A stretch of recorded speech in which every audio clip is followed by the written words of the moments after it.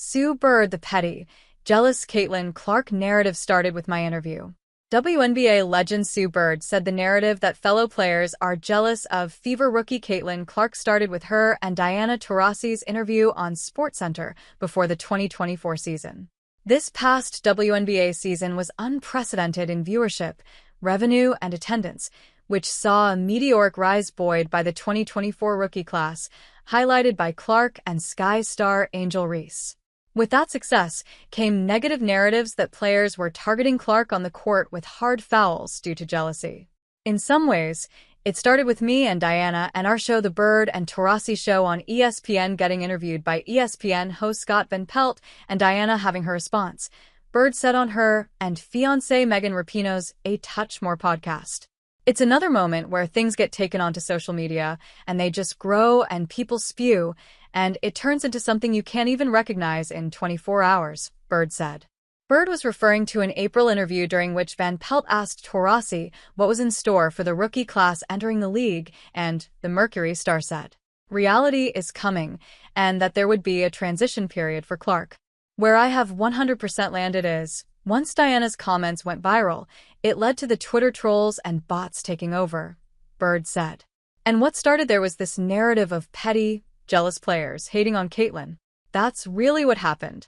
That's where it started, that we must dislike her, that we look at her side-eyed, that we don't want her to come in the WNBA and be successful, that we're hating on her.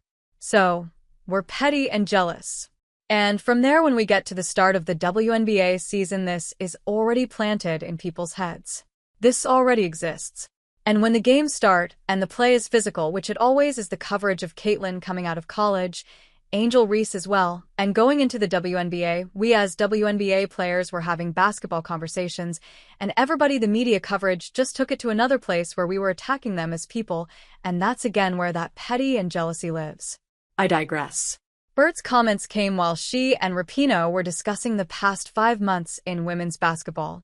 Taurasi, who has been complimentary of Clark, the #1 overall pick by the Fever in the 2024 WNBA draft, previously explained there would be a learning curve for this year's rookie class. Look, SVP, reality is coming. There's levels to this thing. And that's just life, Taurasi said during an appearance on SportsCenter during the Women's Final Four on April 6th. We all went through it. You see it on the NBA side, and you're going to see it on this side. You look superhuman playing against 18-year-olds, but you're going to be playing against some grown women that have been playing professional basketball for a long time. Not saying Clark's skills are not going to translate, because when you're great at what you do, you're just going to get better. But there's going to be a transition period where you're going to have to give yourself some grace as a rookie. Rapinoe also asked Bird, "How did we get here?" While speaking about USA Today columnist Christine Brennan and her recent interview with Sun guard Dejounte Carrington that led to the WNBPA releasing a statement saying that Brennan is not entitled to interviews.